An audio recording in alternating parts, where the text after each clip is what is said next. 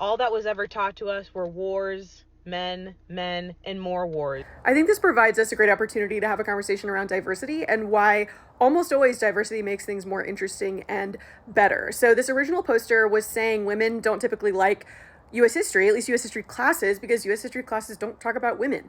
And I would expand that to be like non-cis het white men typically didn't like history class because history class only talked about white cis het men.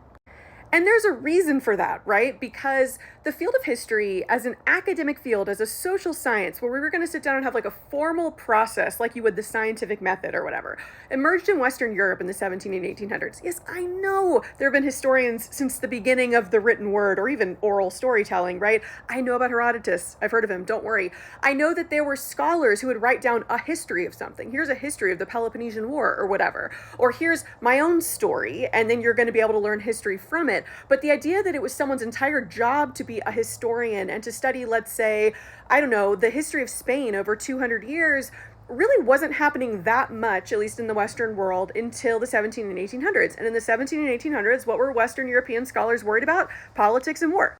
What did Western European leaders and the people who had power and voice need to know about to be successful? Politics and war. And so that's what they studied. It's also the thing that they thrived at, right? So selfishly, they were like, I love talking about war because we're pretty good at war.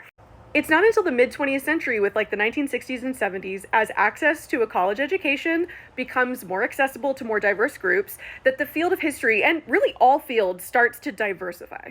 So you have women and people of color and, gay students and whatever coming in and going, well, what about this group of people? What were women doing during this time? What were Black women doing? How was their experience being enslaved different than Black men? Let's just even talk about the enslaved experience as the focus. Like all of these questions were starting to come into play with a lot more regularity and with a lot more scholarship behind them, because again, these people that had these questions about their own identity, their own history, were getting access to higher learning.